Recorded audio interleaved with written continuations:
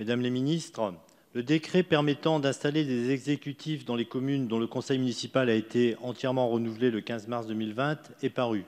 C'est une bonne nouvelle. Celui fixant la date et les conditions de déroulement du deuxième tour est, lui, fortement attendu. Il nous faudra pourtant attendre le 23 mai, la remise du rapport scientifique sur la situation sanitaire pour connaître cette date. Si, comme beaucoup le réclament, elle était fixée en juin, il y a fort à penser que dans les mesures sanitaires à appliquer, le port du masque soit obligatoire ou tout au moins recommandé.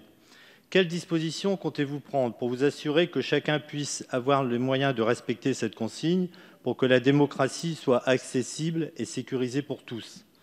D'autre part, nous sommes beaucoup à espérer que les exécutifs soient en ordre de marche le plus tôt possible. C'est essentiel pour la relance de la commande publique et la reprise économique. Pour autant, l'histoire ayant tendance à bégayer, sachez que nous nous opposerons à l'organisation de ce deuxième tour si les conditions de sécurité se révélaient hasardeuses. D'autre part, les pires conséquences du déconfinement pourraient se révéler bien après l'avis émis par la communauté scientifique, donc prévu le 23 mai.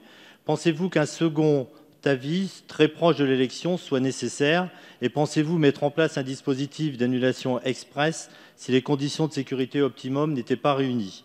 Et d'une façon plus générale, le port du masque est maintenant vivement conseillé sur l'espace public, voire obligatoire dans certaines circonstances.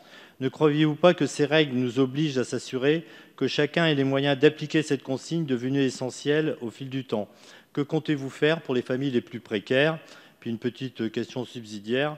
Si dépistage sérologique massif il y avait, pensez-vous qu'il puisse se faire en pharmacie? Merci. Merci. Madame la ministre. Monsieur le député, concernant votre question sur les élections, d'abord, vous précisez qu'il y a un tableau qui permet de recenser l'ensemble des risques des différentes activités et sachez que l'activité élection est bien, en effet, une action les moins risquées au titre de la propagation du virus Covid-19. Il y a eu également, il y a quelques jours, un article qui a permis de dire que les élections qui sont tenues le 15 mars ne sont pas aussi comme on a pu le penser, n'ont pas engendré une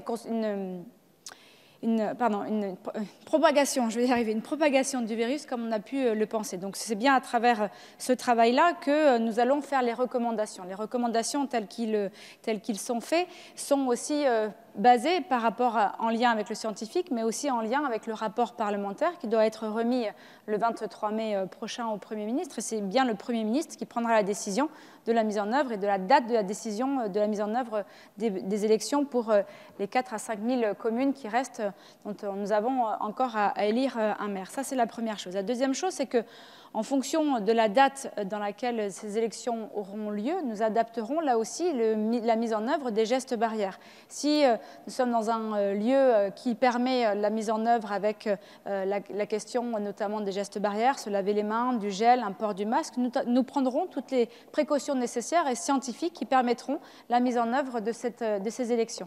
Enfin, votre dernière question sur les tests, y aura-t-il des tests massifs de sérologie? La question est non, parce que nous ne pouvons pas le faire et nous n'aurons pas des résultats probants sur la suite de ces tests-là, notamment et sur le Covid-19. Nous restons à ce que nous avons dit, c'est-à-dire que nous testons par PCR et nous remontons la chaîne de contamination pour prévenir, isoler en fonction de la situation des personnes. Je vous remercie.